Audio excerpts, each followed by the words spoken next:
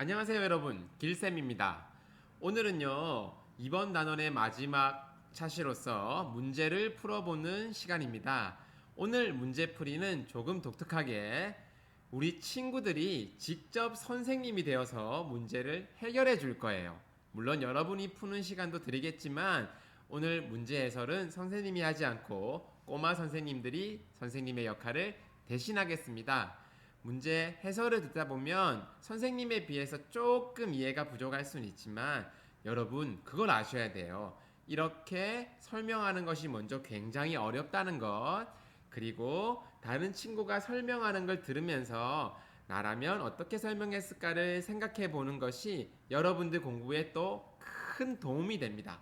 그걸 메타인지라고 하는데요. 여러분들의 메타인지 능력을 키워주기 위해서 선생님이 특별히 도우미 3분을 모셨어요. 그래서 친구들의 설명을 들으면서 얼마나 고생했을까, 또 참 설명 잘한다 칭찬하고 박수치면서 이번 단원의 학습도 마무리하는 시간 되시길 바랍니다. 네, 오늘은 자연수의 혼합계산 마지막 차시 얼마나 알고 있을까요? 그러니까 문제를 풀어보는 시간을 가지도록 하겠습니다. 문제를 푸실 때는 꼬마 선생님께서 나와서 풀이해 줄 건데요. 그 전에 문제당 1분간 타이머를 돌릴 거예요. 그런데 1분 동안 다 못 푼 친구들은 영상을 잠깐 멈추고 다 풀고 나서 해설을 보시기 바랍니다. 첫 번째 문제입니다. 12 더하기 8 곱하기 3 빼기 7. 자, 덧셈, 곱셈, 뺄셈이 섞여 있는 혼합 계산이에요. 우리 순서 기억나십니까? 같이 한번 풀어보도록 하겠습니다.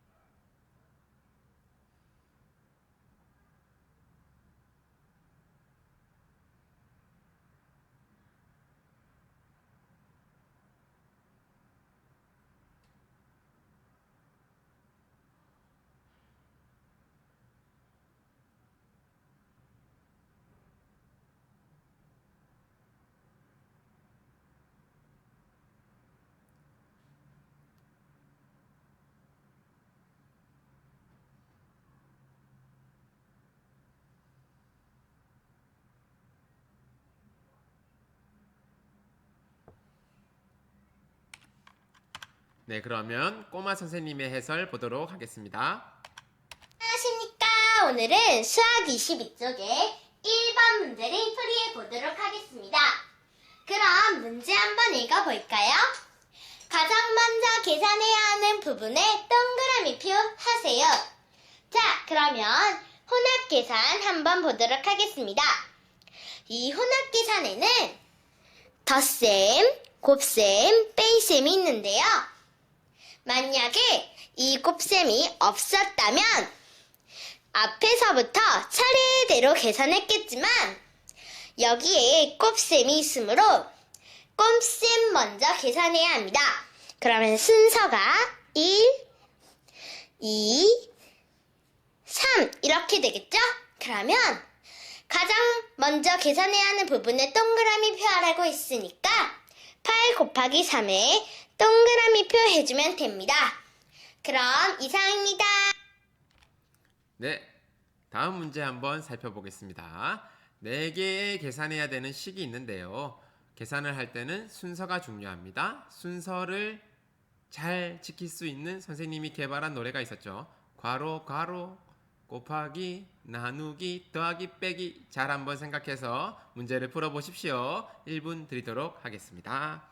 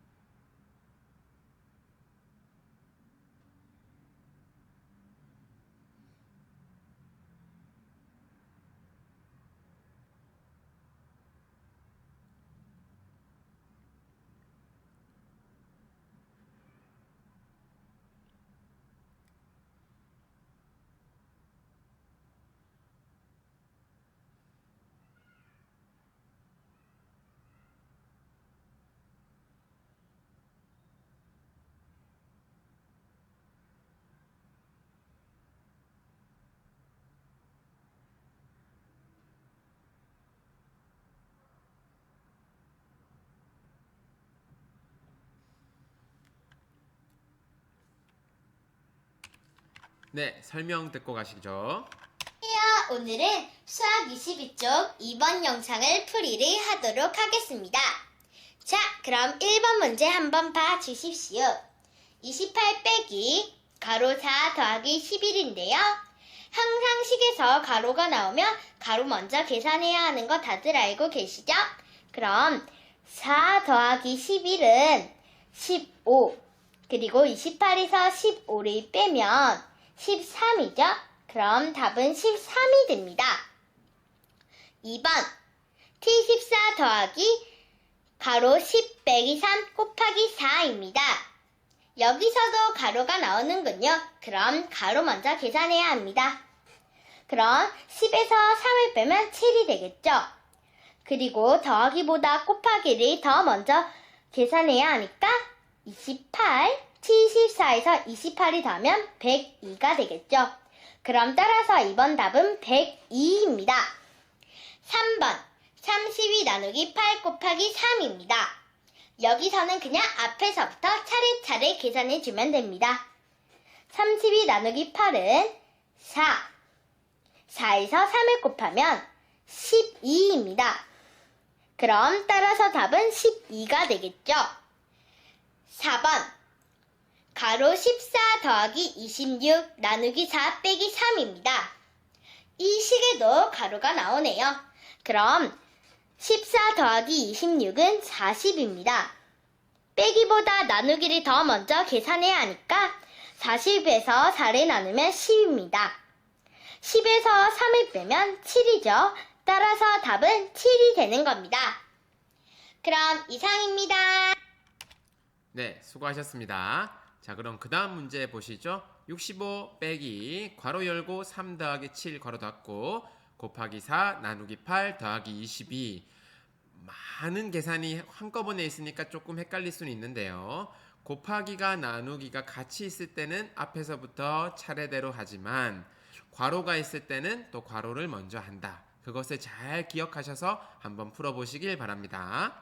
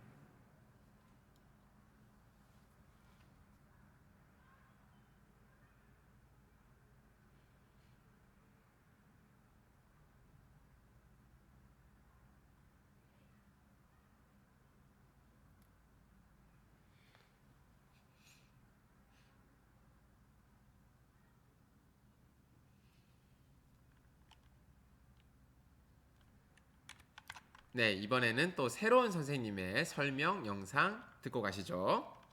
제가 22쪽 3번 문제를 풀어보겠습니다. 이 문제는 계산 순서에 맞게 기호를 차례대로 써보라고 적혀져 있습니다. 먼저 계산하기 전에 순서를 알아야겠죠. 먼저 곱셈과 나눗셈이 섞여져 있는 식에서는 차례대로 계산합니다. 이때 괄호가 있죠.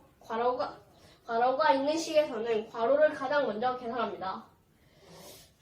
그 다음 뺄셈과 덧셈이 남아있는데 이때 뺄셈과 덧셈이 섞여져 있는 식은 차례대로 계산해 보라고 적혀져 있습니다. 그래서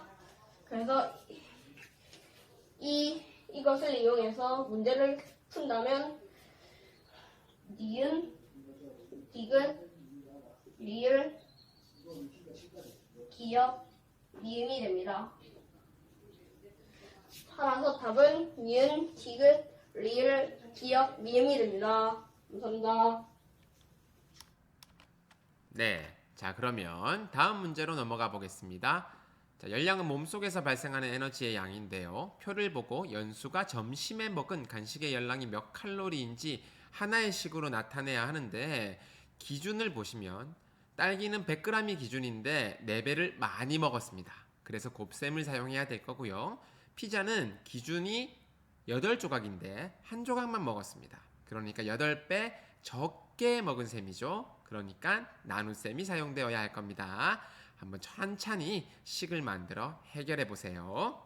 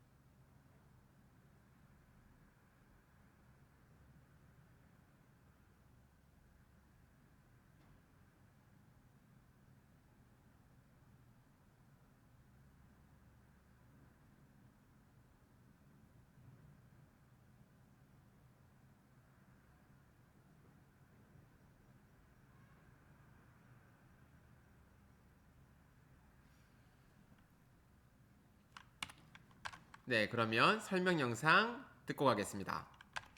안녕하세요. 이번 문제는 23쪽의 4번 문제를 풀어보겠습니다. 4번 문제에는 연수가 점심에 먹은 열량을 알아보는 것인데요. 먼저 알아보기 전에 표를 봅시다. 요구르트 1개에 75kcal, 딸기 100g에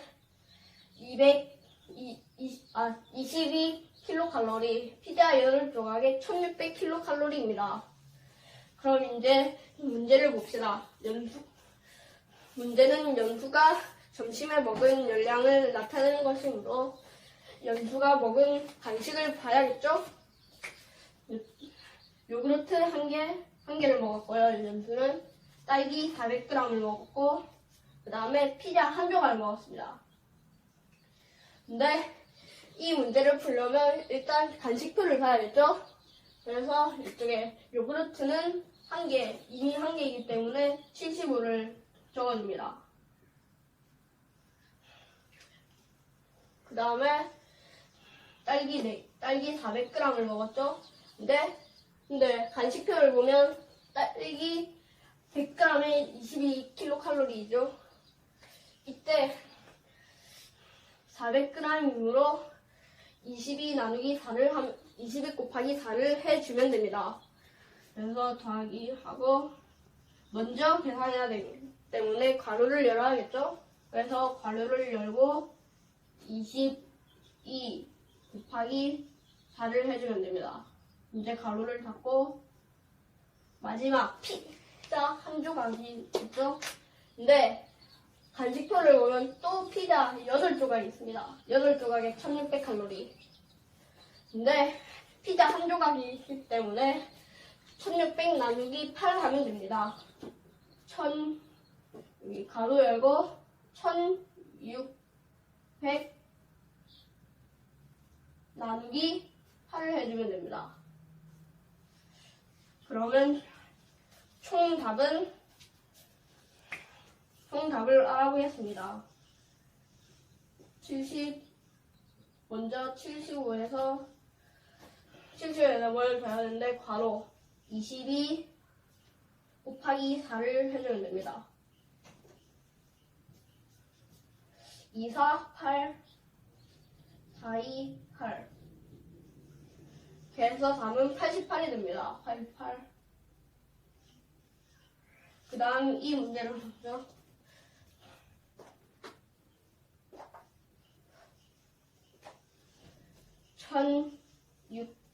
(1600) 나누기 8. 8이 16이니까 16 되면 뒤에 0을 붙여줘요. 따라서 200이 뭐죠? 전부 다 더해봅시다, 이제.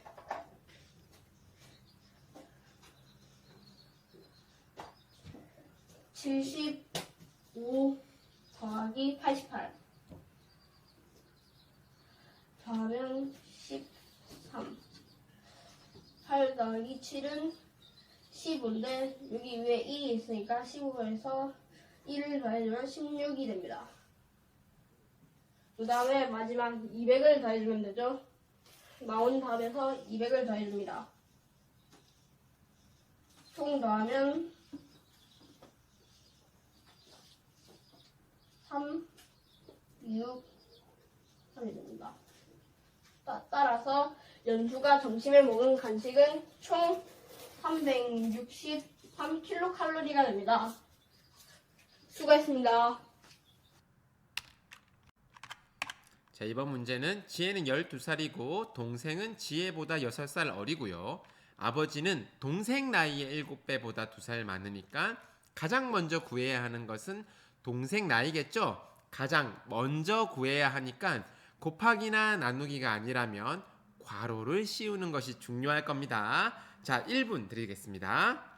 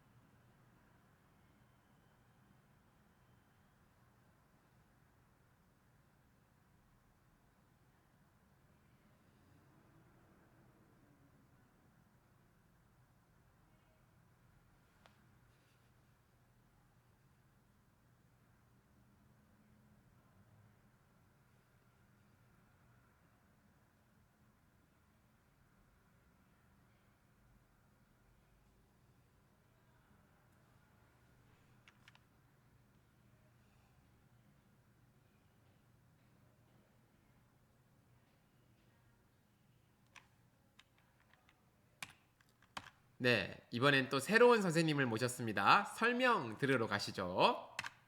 안녕하세요. 쉽고 재미있는 수학을 함께 해봐요. 오늘의 문제 짜잔! 지혜는 12살이고 동생은 지혜보다 6살 어립니다. 아버지는 동생의 나이에 7배보다 2살 많습니다.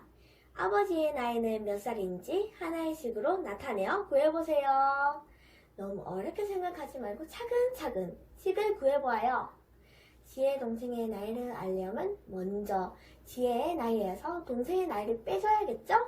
12 빼기 6 그리고 동생 나이에 7배라고 하였으니 곱하기 7을 해줍니다. 마지막으로 동생 나이에 7배보다 2살 많다고 하였으니 더하기 2를 해주면 식이 완성됩니다.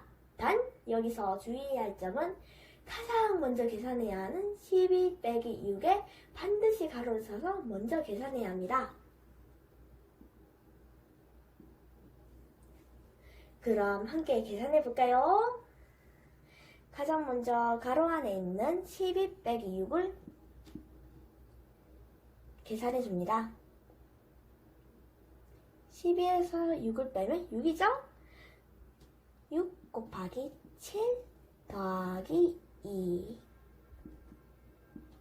6 곱하기 7은 얼마일까요? 맞습니다. 42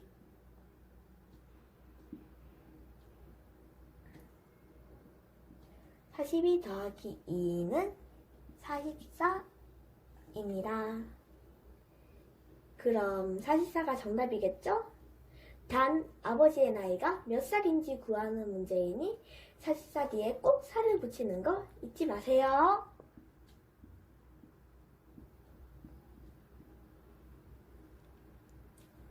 안녕. 네, 이제 마지막 문제입니다. 숫자 카드 1, 2, 6이 있는데요. 이걸 한 번씩 사용해서 아래와 같은 식을 만든다고 합니다.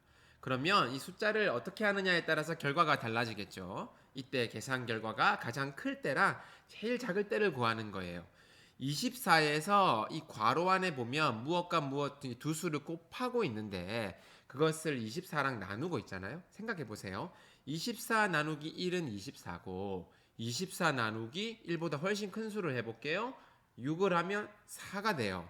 그러니까 이 괄호 안에 곱하기가 굉장히 강력해요. 이 숫자가 커지면 커질수록 계산 결과는 작아질 거예요. 그런데 이 숫자가 작아지면 작아질수록 오히려 계산 결과는 커지겠죠? 그걸 잘 생각하면서 이 네모 안에 어떤 숫자가 들어가면 좋은지, 또 그러면 그 계산 결과는 어떻게 되는지 한번 구해 보시도록 하십시오. 1분 드리겠습니다. 모자라면 영상을 잠깐 멈춰 두세요.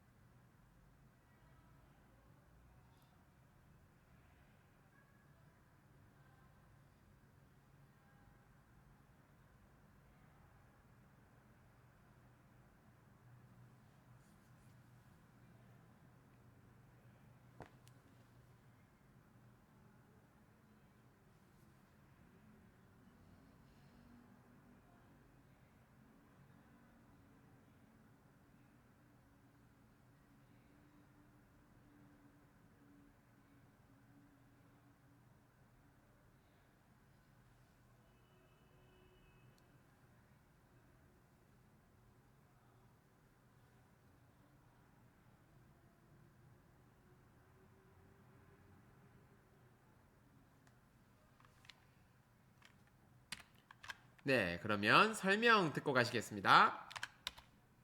수학 23쪽 6번 문제를 풀어보도록 하겠습니다. 수카드 1, 2, 6을 한 번씩 사용하여 아래와 같이 식을 만들려고 합니다. 계산 결과가 가장 클 때와 가장 작을 때를 각각 구해보세요. 문제를 보자마자 어렵다고 포기하지 말고 재미있게 한번 풀어보아요. 먼저 계산 결과가 가장 크려면 곱하는 두 수에 가장 작은 수와 두 번째로 작은 수를 넣어야 합니다. 그러면 24 나누기 가로 열고 1 곱하기 2 가로 닫고 더하기 6이 되겠죠? 가로가 있을 때는 가로 안에 가장 먼저 계산해야 하므로 24 나누기 2 더하기 6이 되고 12 더하기 6은 18. 가장 클 때 답은 18입니다. 어때요? 생각보다 쉽죠? 그러면 이번에는 계산 결과가 가장 작을 때의 식을 구해보도록 하겠습니다.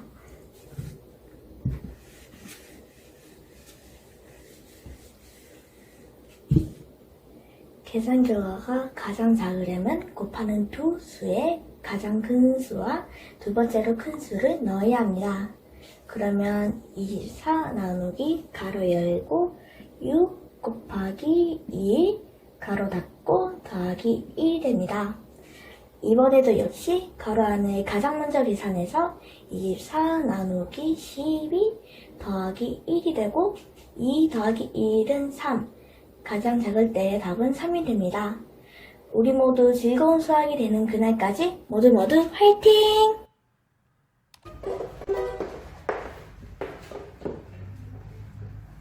괄호 뚜루루 뚜루 곱하기 뚜루루 뚜루 나누기 뚜루루 뚜루 더하기 빼기 괄호 뚜루루 뚜루 곱하기 뚜루루 뚜루 나누기 뚜루루 뚜루 순서대로. 네, 수고하셨습니다. 오늘의 숙제는 출석 인정 노트를 쓰는 거고요. 출석 인정 노트에는 오늘 문제 중에서 하나의 풀이 과정을 쓰시면 되겠습니다. 다음 시간에는 약수와 배수, 단원 도입 교과서 26쪽에서 27쪽을 같이 살펴보도록 하겠습니다. 수고하셨습니다.